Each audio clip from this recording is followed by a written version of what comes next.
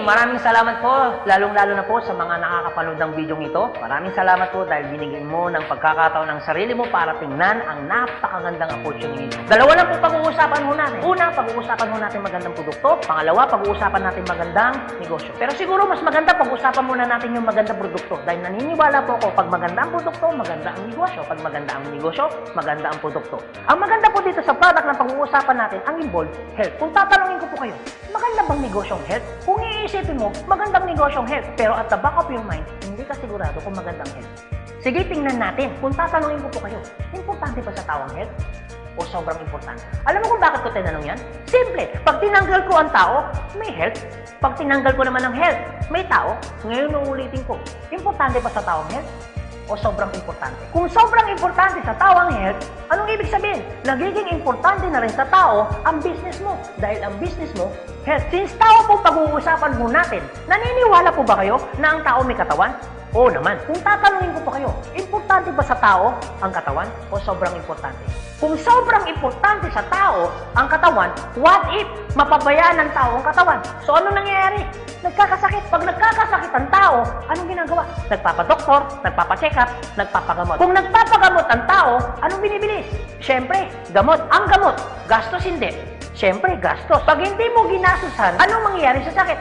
Siyempre, lalala. Pag lumala ang sakit, anong mangyayari sa katawan? Siyempre, manghihina. Pag nanghina ang katawan, akala ng iba, katawan lang ang nagkakaproblema. Pero hindi na alam, apektado ang trabaho. Pag apektado ang trabaho, apektado ang kita. Pag apektado ang kita, ang pinaka-naapektuhan sa lahat, yung pamilya. Ang pinakamalupit na naapektuhan pa sa tao, yung pangarap mo. Sabi daw nila, madali raw kitain ng pera pag masipag at matyaga. Opo, tama po. Madaling kitain ng pera, basta masipag, matyaga. Pero ito naman sasabihin ko sa'yo, the moment na magkasakit ka, madali rin ubusin ng sakit ang pera mo. Lagi ko po ito sinasabi, anin mo ang limpak-limpak mong salapi kung punong-puno ka naman ng sakit.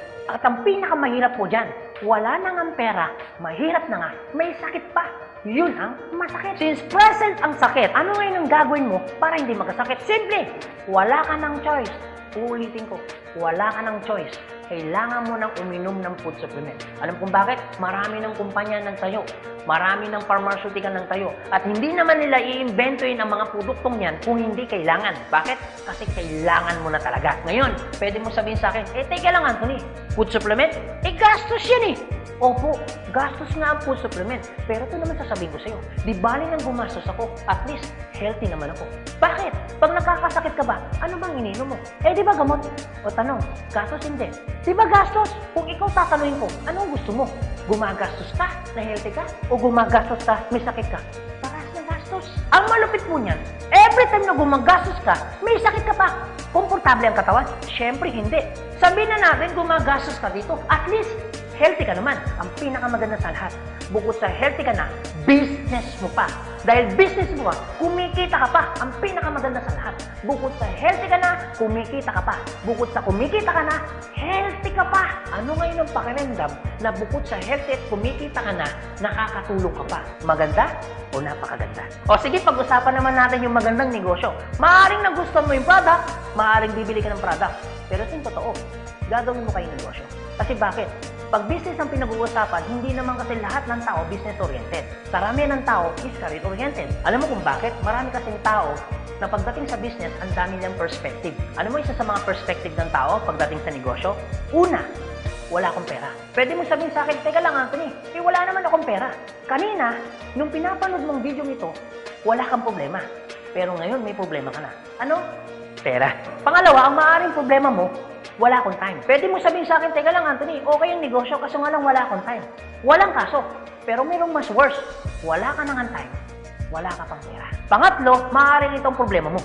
Teka lang Anthony, okay yung business. Kaso nga lang, hindi ko yan alam. Hindi ko yan hilig. Hindi ko yan linya. Ew. Pero ito yung totoo. Marami naman tao sa labas na ginagawa niya linya niya, ginagawa niya hilig niya. Pero tanong, kamusta ang buhay? Sabihin na natin, hindi mo to hilig. Sabihin na natin, hindi mo dito niya. Pero ito sasabihin ko, kung ito naman ang magpapabago ng buhay mo, bakit hindi mo siya ninyahin?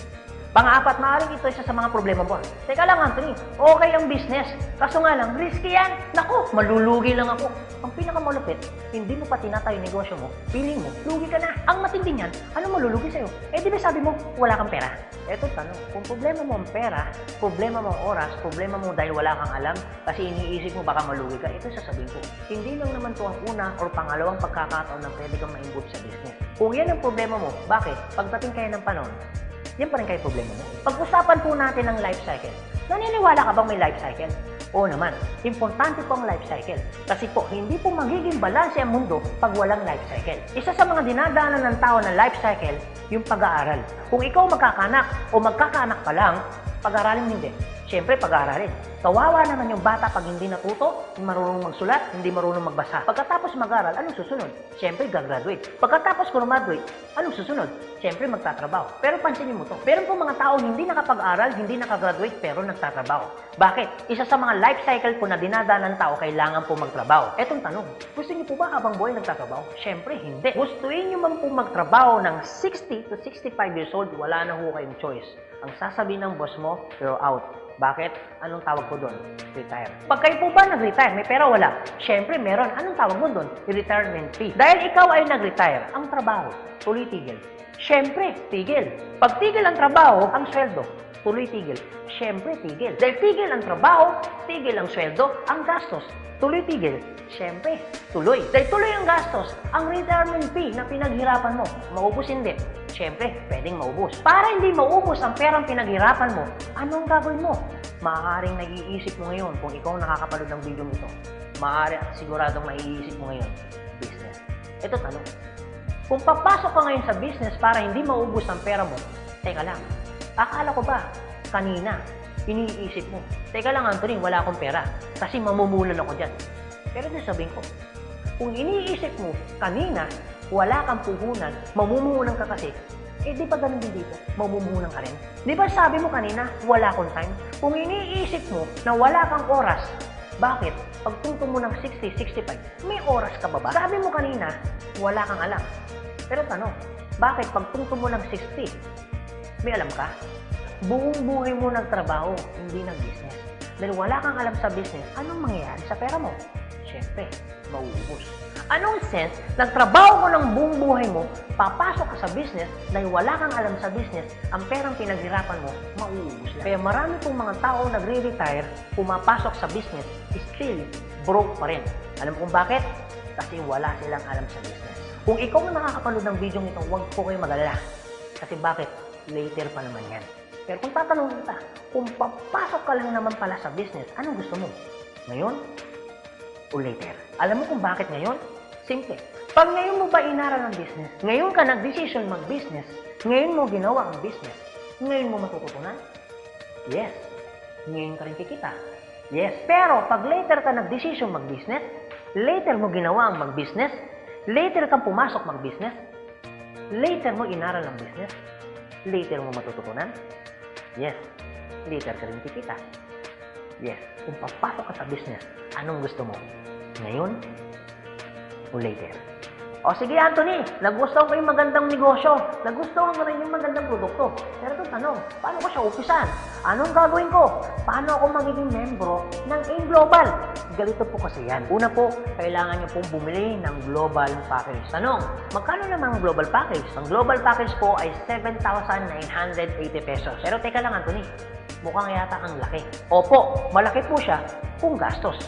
Malaki din po siya kung wala kang pera. Pero teka lang, kung negosyo ang pag-uusapan natin, 7,980, malaki o maliit? Alam niyo po, sobrang liit lang po niyan. Maaari pong malaki po ang 7,980 pesos kung hindi mo makikita yung value ng pera mo.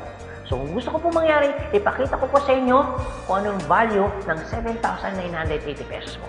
Una, magkakaroon ka ng product na worth 6,000 pesos. Pangalawa, magkakaroon po kayo ng insurance. Meron po kami tinatawag na personal accident insurance na 200,000, unprovoked murder and assault na 50,000 pesos, 10,000 pesos medical reimbursement. Hindi lang yan, meron pa kami tinatawag na burial assistance na 10,000 pesos. Pangatlo, magkakaroon ka pa ng discount from 25% up to 50%.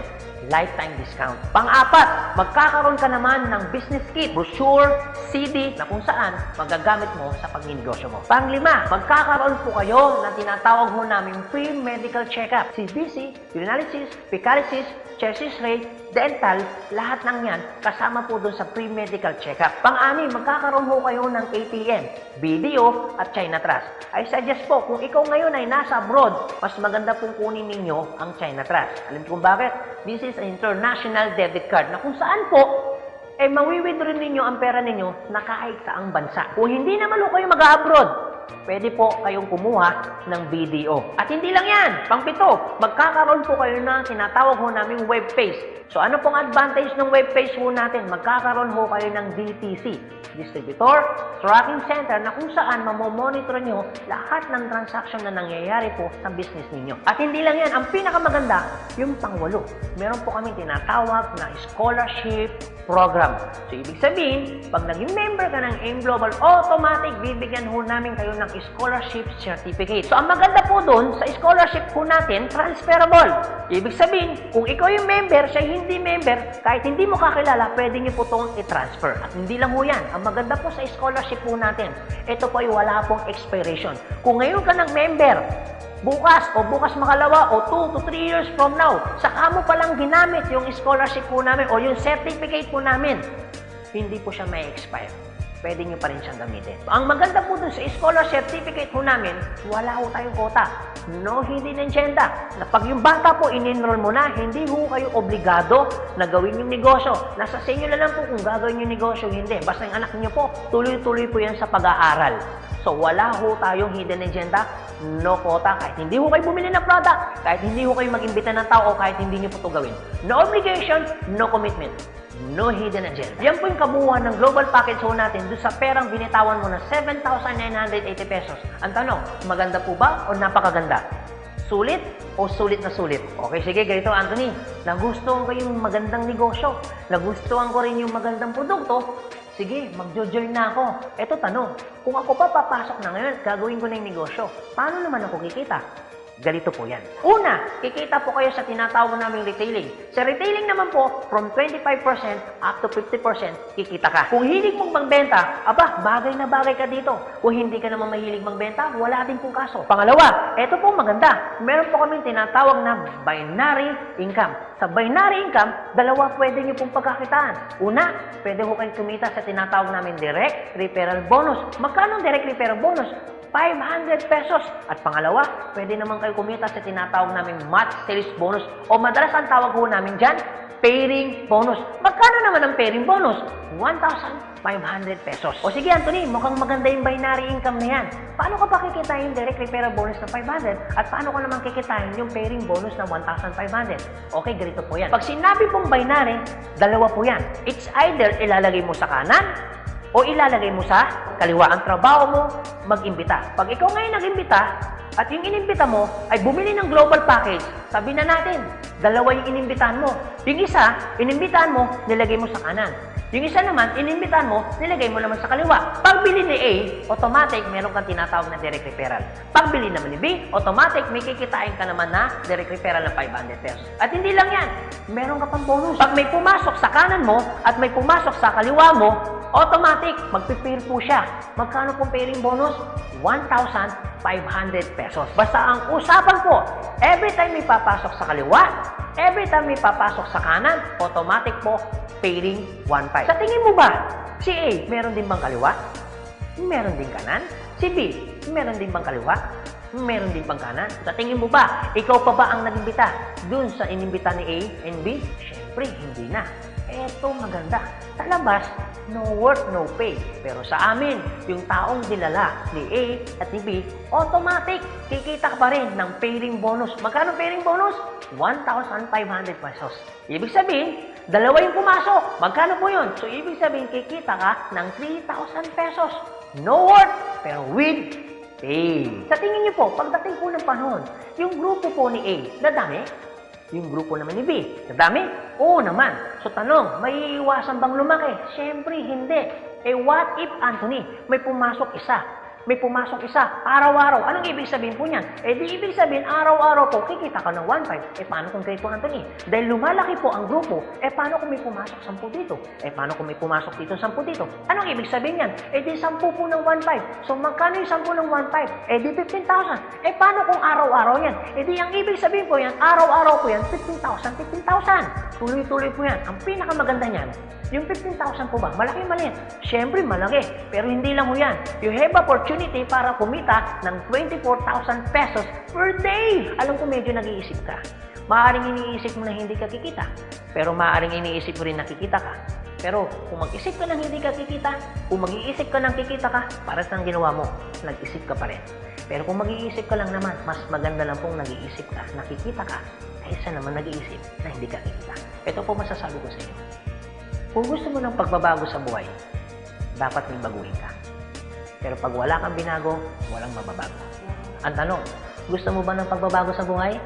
Siyempre, oo. Ang tanong, kailan mo uumpisa ng pagbabago? So guys, maraming salamat po sa inyong lahat. God bless, and to God be the glory. See you at the top. Thank you.